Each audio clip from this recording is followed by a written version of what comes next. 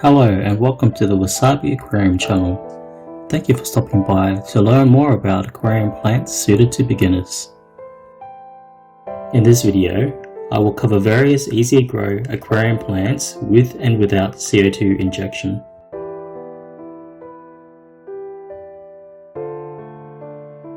With this information, you can maximize plant growth in your aquarium setup. For those who want to know the types of aquarium plants that thrive, then this video will be very useful for you. There are a number of customers entering our store wanting to start planted aquariums. The typical queries are, can you recommend which are the hardiest plants, to what are the plants that are easy to grow?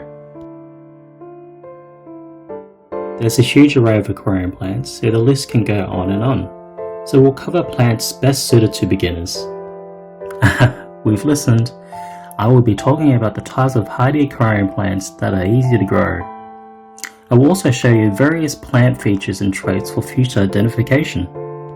This video caters to those who are either too far from our store or can't physically travel due to geological differences, so that you can confidently visit your fish store and select the plants suited to your scenario. So, let's get started.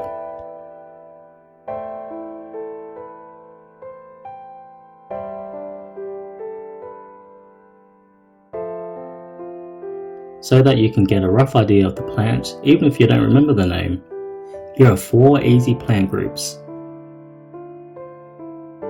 1. Moss, 2. Epiphyte plants, 3. Cryptocarpa plants, and 4. Mid to background plants. That's the big 4 classified in easy categories. Please keep them in mind. Knowing these categories, you can confidently choose the best aquarium plant suited to your scenario without asking for help. With the 4 categories in mind, there may be occasions where you see rare plants that are difficult to categorize. Rare plants are often full of caveats and in turn quite difficult to take care of. Having said that, I think about 80 to 90% of the plants that you can readily purchase are okay. Let's start by talking about the plants in the first category, moss. I typically trim moss into smaller bits and stick them to a bit of stone or driftwood, then letting it take root. That way, it's easily propagated. Moss can be grown without CO2 injection. It grows beautifully in low and high light conditions, so it's a very easy plant to grow. With moss, you don't even need to worry about the water quality. Moving forward, I often get questions from beginners on the types of foreground grass without a high-tech tank. It's hard to say, as most carpeting plants require CO2 injection.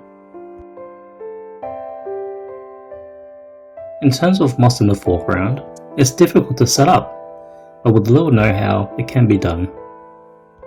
There are a number of ways you can carpet moss in the foreground, trimming it into mini pieces and attaching it to the bottom somehow. That way, the moss will propagate and form a carpeting yet flat lawn effect without any volume, as you would with normal grass. The end result will be lush green, however, trimming it will be a nightmare to keep it in picture perfect shape. So I think it's possible to use moss to create foreground-like atmosphere. There are various types of mosses available: willow moss, weeping moss, flame moss, and premium mosses such as Oregon river moss. Each type of moss sets a different vibe to your aquascape.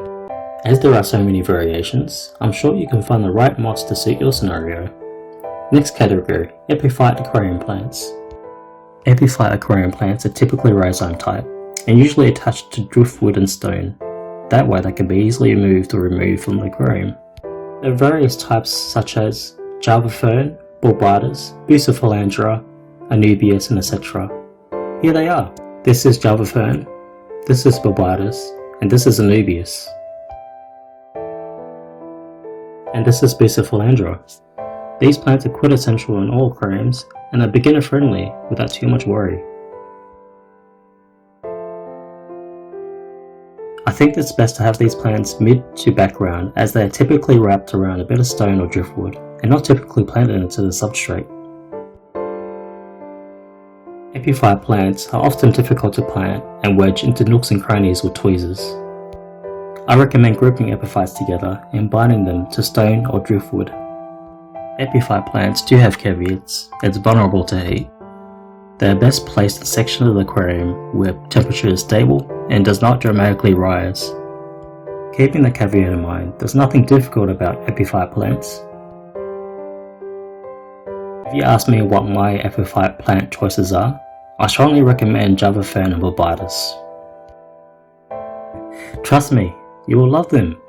Next, I will introduce a third category, Cryptocarpa plants. Cryptocarpa plants are easy to grow and of course don't need highlighting and can make do without the addition of CO2.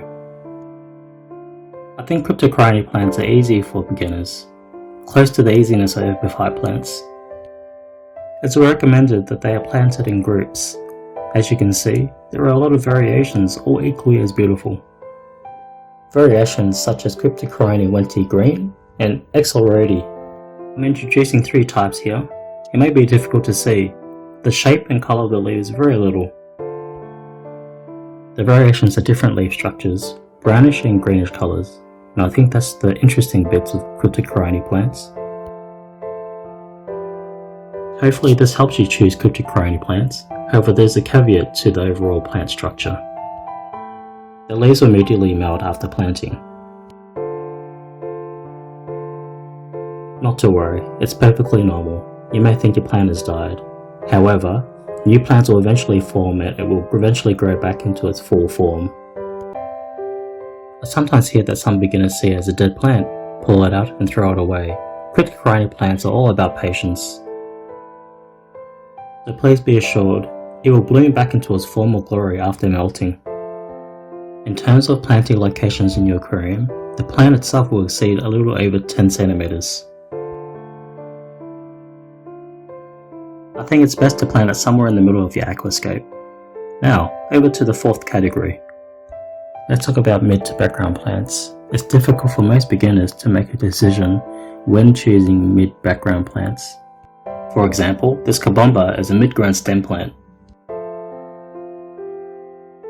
As you can see, it has a needle-like leaf structure often referenced as having stalked grass characteristics. I think it's very difficult to identify mid to background plants, so we will refer to the following examples as reference. If you look at this plant, Rotella hra, you can see its very fine leaf structure.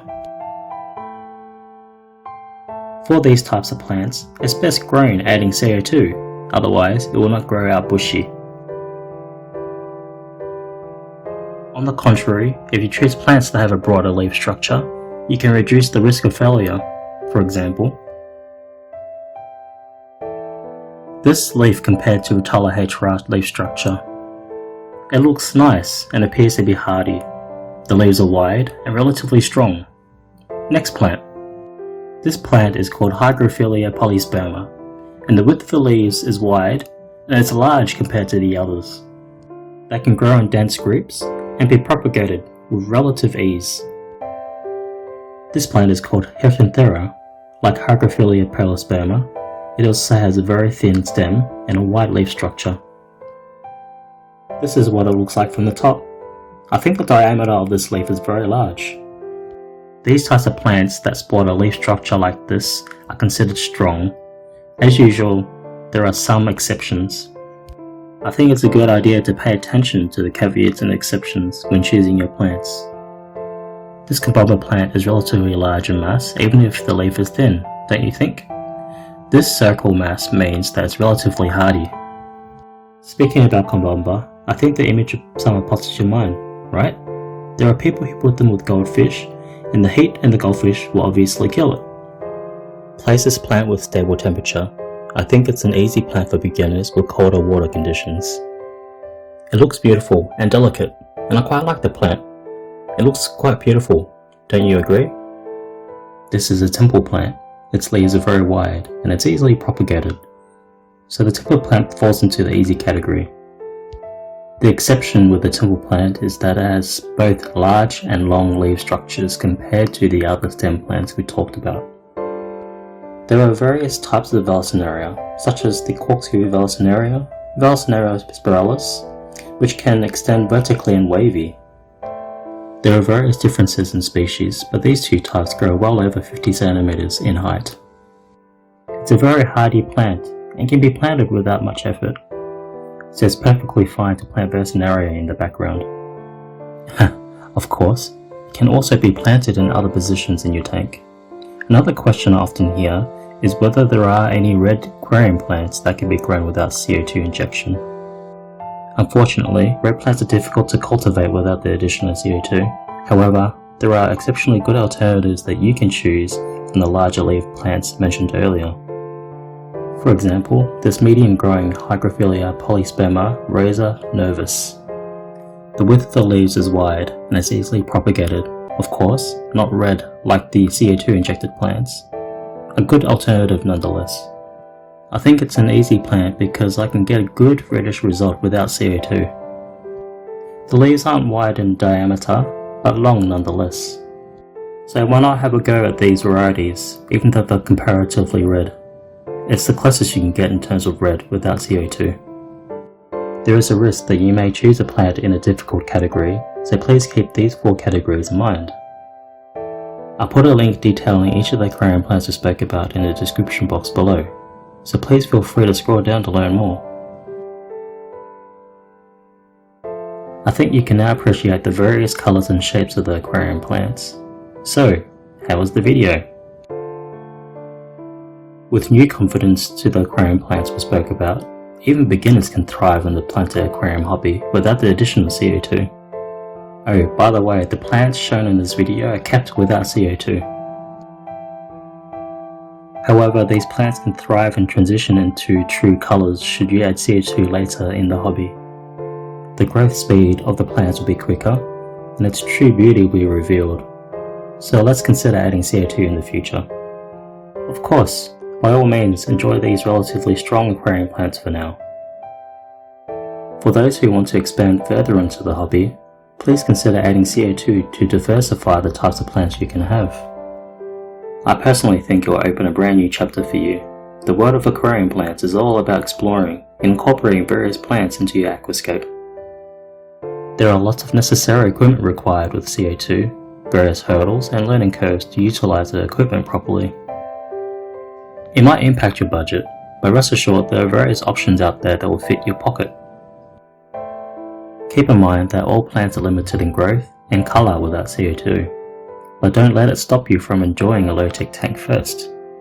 I'd also like to mention that there are also people out there who will invest in high-tech professional aquascape builds from the very beginning, so don't be afraid to research and try. As I said, depending on your budget, I hope you can choose the best equipment that suits your style. For those who want to build a full-scale aquascape with CO2 with hardscape from the beginning, please visit the Wasabi Aquarium channel to learn more. I'll be making a video of what you need for a complete aquarium setup, so I'll post the link in the description box below. If you're interested, please scroll down to the description box below and click on the link. In that video, I'll talk about the aquarium plants to be grown without these 2 points. If you have any questions, or you would like us to explain anything, feel free to submit your comment below. Rest assured that all your comments below are read. Unfortunately, I don't have time to reply to them all. If I see trending questions, I will collate and collect them and answer them in future videos. If you find this video useful, I would gladly appreciate if you like, share, subscribe to the Wasabi Aquarium channel. So, I'll end the video here. Thank you for watching.